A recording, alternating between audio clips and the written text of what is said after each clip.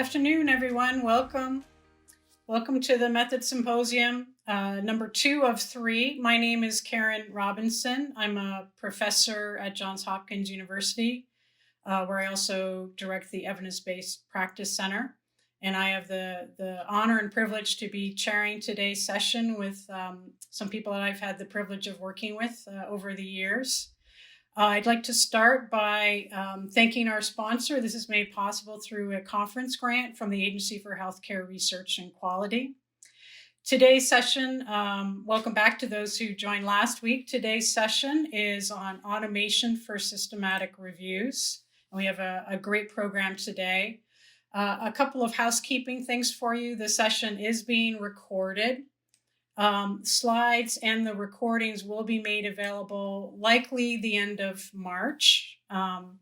If you have questions during a talk, please feel free to enter those into the Q&A at the bottom of your screen. And if there's time, we'll address them on air. And if not, the speakers will be responding in the text. And our first speaker is James Thomas. James is a professor of social research and policy at the Epi Center in London.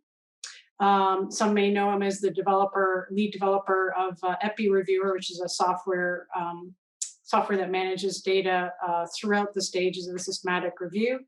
He's also active in Cochrane as a co-convener for the Qualitative and Implementation Methods Group, a senior scientific editor of the Cochrane Handbook, and was co-lead of Project Transform, which resulted in novel tools and technologies being integrated into review production. So, James, I will turn it over to you. Thank you very much for the invitation to talk to you again this evening. And from complexity last week to combining human and machine intelligence this week.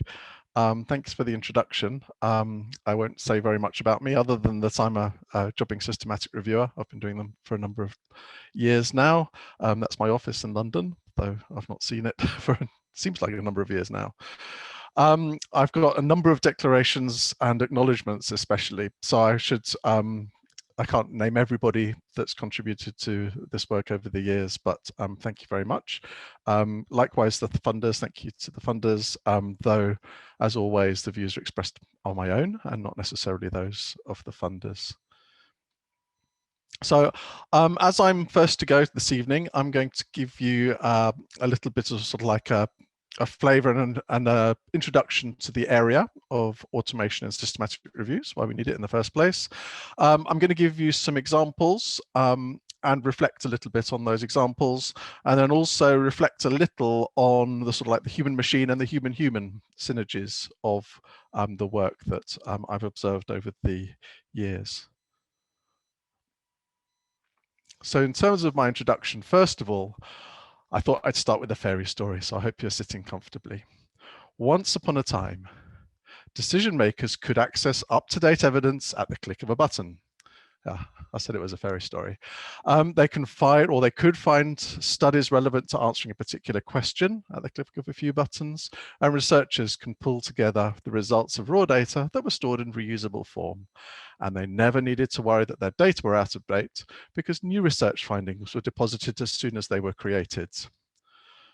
But what happened? Well, the bad fairies came. Bad fairies said, let's scatter research to the four winds. And so they scattered bibliographic records across multiple overlapping databases, making sure that nobody knew exactly where they should look to find the research. They jumbled up all the reference information too, so that even the best deduplication system in the world couldn't tell for sure whether a given record was the same as another. And they also disconnected references to the same study. So systematic reviewers had to piece together using detective work whether or not references actually referred to the same study or completely different studies. Another fairy said, let's make every database as different as possible. So one fairy made lots of different controlled vocabularies, gave them different names, and gave some of them to databases, but some databases didn't get one. Another fairy gave each database a different search engine, and some databases didn't get one of them either. Another database said, let's hide study findings. So in this case, we had lovely structured data in analyzable form. Let's bury it in PDF files. One said, no one will ever sit down and type those findings back into a spreadsheet. Another fairy said, well, let's hide the studies themselves. And let's not just hide the studies at random, let's hide them systematically. And we're not going to tell anyone where they are. Well, obviously there were no bad fairies there, but I put that in just to emphasize what a massive failure and information science and research curation we're looking at the moment. Simply globally, we do not take sufficient care of our research outputs. This has led to a whole field of research that really shouldn't exist, as in the research or research to find research again. We conduct research, we spend millions, billions of pounds on research, and then we go and lose it again. And systematic reviewers, we need to hunt down research in all these different multiple databases. We need to tailor searches to each different database to find what we're looking for. We deduplicate results. We have to try and figure out which are multiple reports of the same study. We have to determine relevance to answer particular questions, determine markers of reliability, extract those findings again from those findings buried in PDF file, and finally make sense and interpret them. So this is overall trying to make good for this failure of information science. So in terms of orienting where we think that we are starting today, we're really trying to address current weaknesses in global research curation practices. What many of us hope for in the future is that we'll fix some of these problems at source, but at the moment we've got a major challenge. And the other real key feature of this, and is one of the main themes of my talk also, is that it's not even always desirable to aim for full automation in this space. Often these tools will offer a semi-automation where you've got human and machine working in synergy to make, well, in this case, the human's lives better. And one of the distinctions that I'm going to draw in this talk is between automations tools that seek to replicate and assist with standard systematic reviewing tasks and those that address some of the systemic weaknesses that I flagged up in the first few slides. So in terms of semi or full automation, we could do a whole talk on this, but essentially if you're thinking about machine learning usually needs data on which to learn, and usually those data come from people. So that's a first marker, that we actually do need high quality data on which machines can learn. Machine learning tools are rarely 100% accurate, at least these days, and so outputs often need manual checking. And another key orientating principle really is that systematic reviews are actually a very demanding use scenario in terms of sort of information retrieval. Expectations of accuracy often exceed the capability of automation tools, and systematic review processes not only need to be right, because they affect people's lives, but they need to be auditable and seen to be correct. So that's one of those key aspects of the systematic review context. So in reality, as I've said, many tools involve a combination of human and machine effort, both to build and then to use. So in terms of tools to help review authors perform standard systematic review activities, we've now got really quite a range of different tools which will support work throughout the whole review lifecycle, from deduplication through to prioritizing records for eligibility assessment, automated download of full text reports, semi-automation of risk of bias assessment we'll hear about, and also classification of study characteristics, whether that be the type of study or characteristics of population, intervention, outcome, etc. There have been a number of projects around the extraction of data from graphs and around the summarization of findings. I think it's fair to say that over the last 10 years or so, there's been most effort devoted to the top end of the list there, so the earlier stages of the review, but there's more and more attention being given to the latter stages now. So what I'm going to be focusing most of all, having identified and flagged that there are tools which quite legitimately and very usefully work on particular aspects of a classical systematic review process. I'm going to look at tools that address those upstream weaknesses that I was flagging up. And these tools are starting to come into their own now, partly because they're benefiting from wider environmental changes. There's increased computational power and cloud compute resource out there, and it's relatively cheap compared with what it used to be to use. And there is increased availability of open access databases and data sets, which again open up possibilities for automation at scale, which weren't there before, a few years ago. So thinking about those synergies in particular means that organizations and projects are starting to think about tools which, rather than supporting individual stages of the review, operate outside the context of individual reviews and start to address some of those real problems of research curation that we talked about at the beginning. So at the moment, these large scale, these tools which are addressing these weaknesses usually are centered around large repositories of bibliographic data, assembling bibliographic data, and then essentially using different techniques to mine that data set. So essentially what this work is addressing is that scattering of research across lots of different databases, and the problem of having to tailor searches to different capabilities of different search engines. Sometimes they're more limited than others. Up to a point, the problem of deduplication, and certainly this problem of needing to tailor those searches. So it doesn't address some of those downstream challenges of repeating and retyping of data, etc., and information extraction, but at least it's starting to make some inroads in terms of some of those early stages of review, which can be particularly repetitive and time-consuming. And one of the phrases that you've probably heard is this idea of pipelines of research, and that's really what I'm going to focus most of my remaining time on here this evening. There are a number of pipelines now being established, and sort of like common themes and threads starting to emerge from the production of these pipelines. Usually what they start with are searches or sort of ingestion of large amounts of bibliographic data. There's then some semi or automated processing, which adds metadata to those bibliographic records, and then the records are available for users to use. And they benefit from, for a start, the searching of a single source rather than the search of multiple databases. That work has been done. We've got a single source to look at. And also the metadata, the automated processing, which has created the metadata, makes the research in that data set more discoverable. So I've got 4 examples for you. Some of you will have heard me talk about the Cochrane Evidence Pipeline before, which has been reported in these 3 articles now. And the pipeline itself is made up of 3 or more components, but they're nicely sort of segregated in these 3 articles.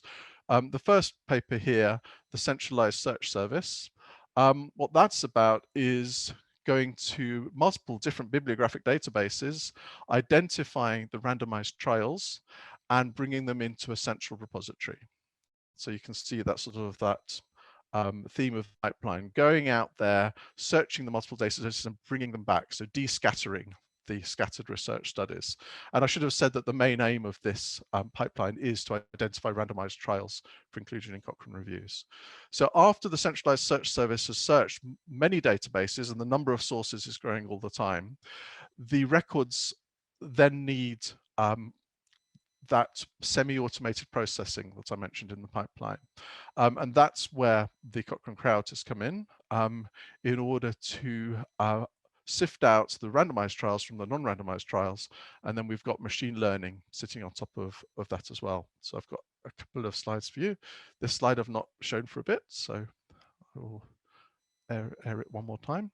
So at the top of our pipeline here, we've got the centralized search service, regular routine searches across many data sets to identify candidate randomized trials.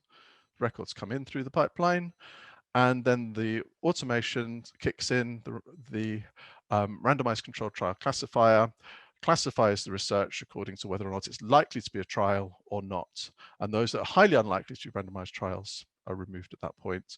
The studies go along the pipeline again. They've automated again in terms of putting review group labels, the review topic area. We're working actually this year quite intensively on adding PICO classifications to those records. A challenge for the future, we haven't solved it yet, is then extracting the data from those studies, and then the studies move down into the central register.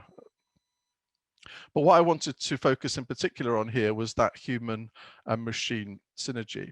So to begin with, before the crowd or the machine got on the scene, Cochrane information specialists were processing 50,000 or so records a year in order to identify randomized trials in particular areas of interest. The Cochrane Crowd picked up in around 2014-15 and processed 100,000 records plus. Over a couple of years, we actually ended up with nearly 300,000 records. And that was workflow one. We had the central search service identifying the records, bringing them into a data set where the Cochrane Crowd, which is a citizen science platform where people can contribute what's called micro tasks, so can label up whether or not they think a given record is describing a randomized trial or not, labeled nearly 300,000 of them. What that enabled us to do was to build a machine learning model with that amount of data, pretty accurate as these models go. And then we were able to implement workflow number two. And workflow two is basically the same as workflow one. We've got lots of studies coming into the system. They need sifting and the randomized trials identifying.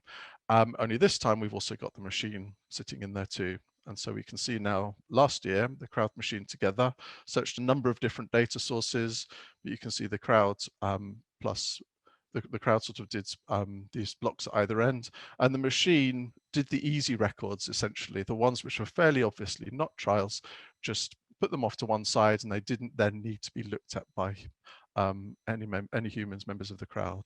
So that in last year amounted to about 250,000 records that didn't need that manual checking. So you can see the introduction of automation into that workflow, which involves humans too, was able to offer quite a large efficiency, enable the humans to focus on those records which were most difficult for the machine to classify, making that whole system much more efficient. So the second pipeline that I'm going to talk about a little bit is Trial Streamer, which a couple of the other people on the panel tonight developed, Byron and Ian, who you'll hear from soon, I'm sure. In this pipeline, again, we've got upstream databases. So we've got PubMed and clinical trials registries feeding in this case. Machine learning here is the data, is the article describing a randomized trial or not? Is, again, another machine learning classifier here, is the RCT in humans or not? There's then additional metadata added, a little bit like I was showing you in that Cochrane pipeline, where we've got text spans extracted to identify which of the PICO elements, given little pieces of text, describe, and then something called named entity recognition, basically putting mesh terms against the different parts of PICO, so the population, the interventions, and the outcomes, automatically classified according to PICO. So again, we've got randomized trials coming in at the top of the pipeline, machine learning processes, and then into the database, which is out there online. And if you Google Trial Streamer, you'll find it and you can go and search it. What I wanted to highlight though on this is the critical involvement, if I move that little panel over there, critical involvement of humans in the process. So the RCT versus non-RCT classifier, that uses the same data set actually that the Cochrane pipeline that I showed you before used. So 280,000 records from Cochrane Crowd, evaluated as was the Crowd classifier against manually labeled data from quite a few years ago now from the Clinical Hedges team. Then the system will extract the sample sizes, which are manually labeled by the research team there, and also evaluated against manually labeled data from the authors. The PICO text spans were labeled by Mechanical Turk crowd workers, so they sort of received micropayments for doing those tasks. And then some of the evaluation was done on gold standard data labeled by medical doctors. Those of you, and I won't talk too much about this because I'm sure Byron's going to talk about it, but again, the risk of bias element of this platform, again, used a lot of data that had been generated by humans. And so one of the characteristics of the labeling of data for machine learning in this study is that some of the data were crowdsourced labels from an activity which was going on anyway, and those labels could simply be used for machine learning. Likewise, the risk of bias tool, those are risk of bias assessments that were going on and had been registered in Cochrane reviews over many years.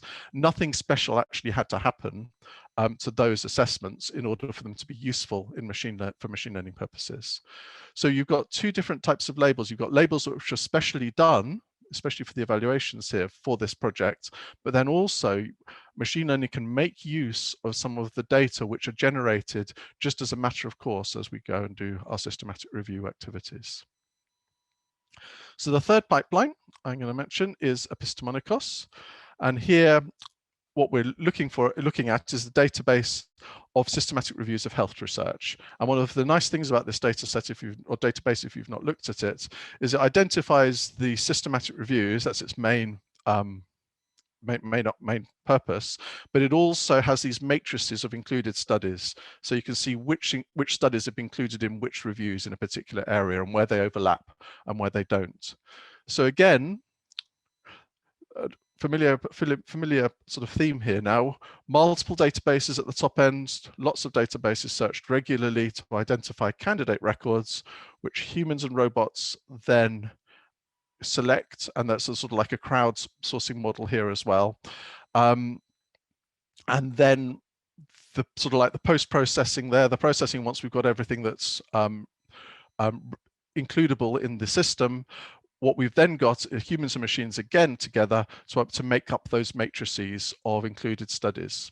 So you've got the same pattern. Lots of databases at the top end bring the studies in. They use humans and robots to identify the records which meet their inclusion criteria, and then you've got some post-processing to add metadata to then make those systematic reviews available and useful. And we've got the sort of like the Prismaflow diagram here. We can see that over 1.5 million records have been looked at. We've got 360,000 reviews as when last that page was updated, with 227,000 included by the machine and 133,000 included by the humans. So machine taking quite a lot of the workload there, but also humans again actually looking at quite a lot of the eligible studies.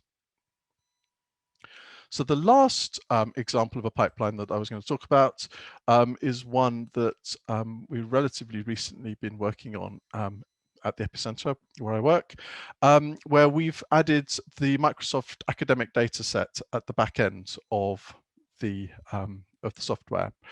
And what's nice about this data set is it's very comprehensive. It's 250 million records at the moment across the whole of science, and we get a new copy of it every couple of weeks.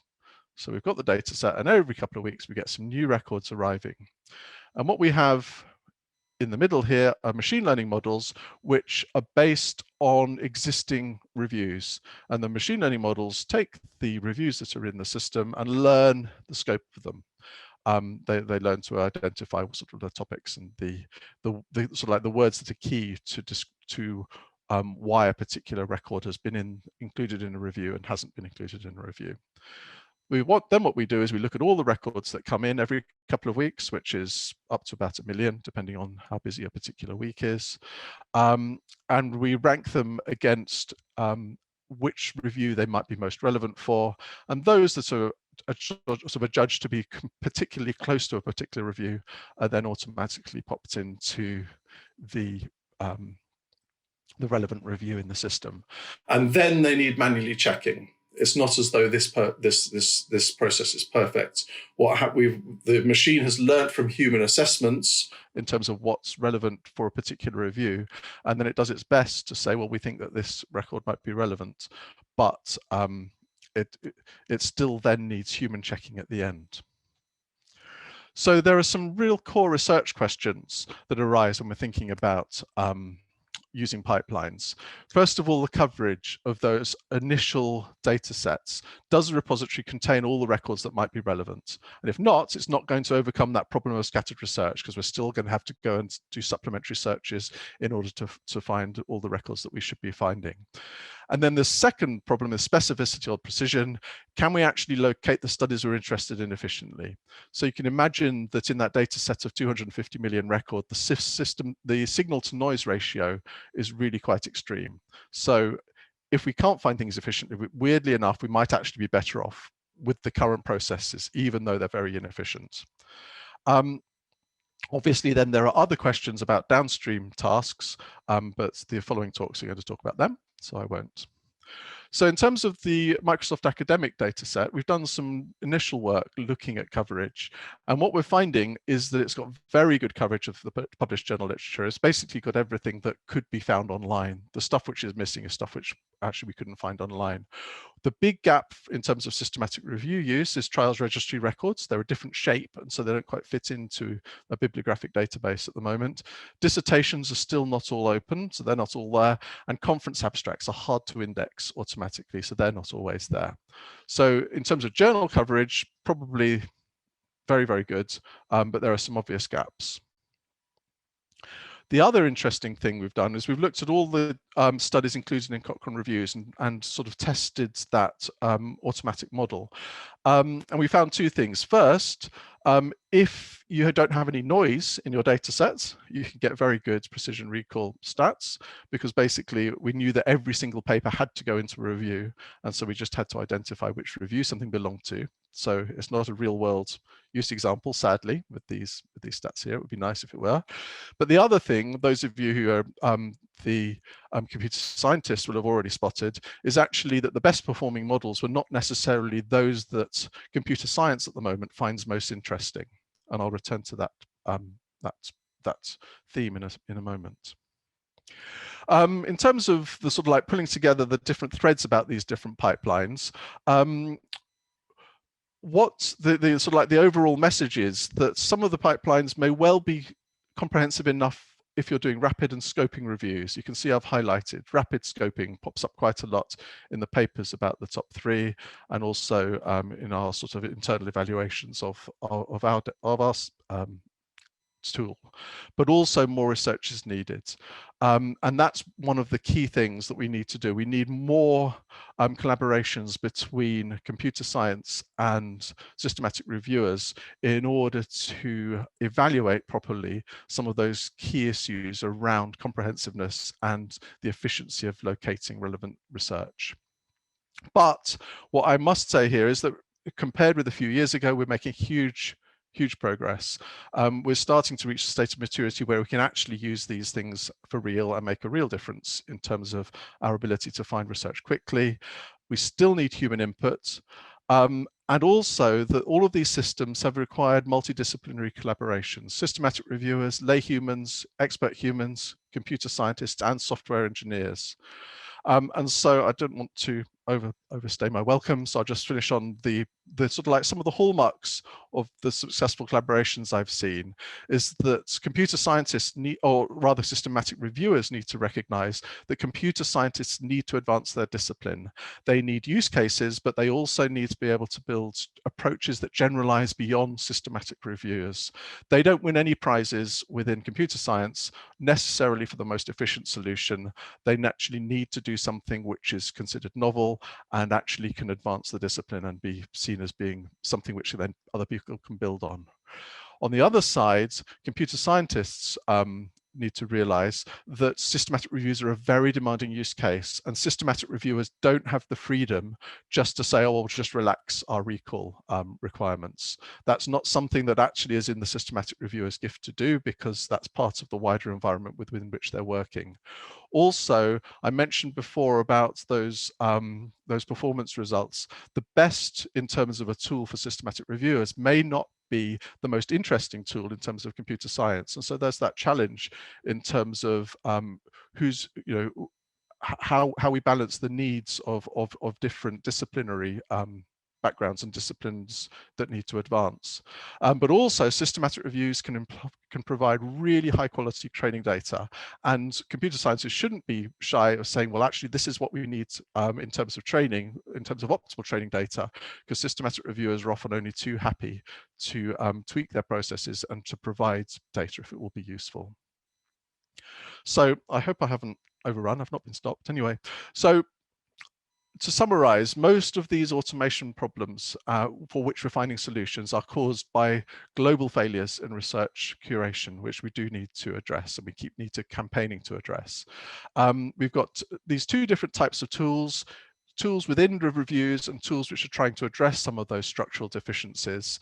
But one of the models which we should be seeing and we should be expecting to be able to use in the future is this pipeline model, which is starting to address some of the scattering of research across different bibliographic databases. We definitely need more interdisciplinary collaboration, though, and I think that some of the discussions that we might have later might help to flesh out and tease out some of the issues, the needs and the motivations of different parties to make that really work well.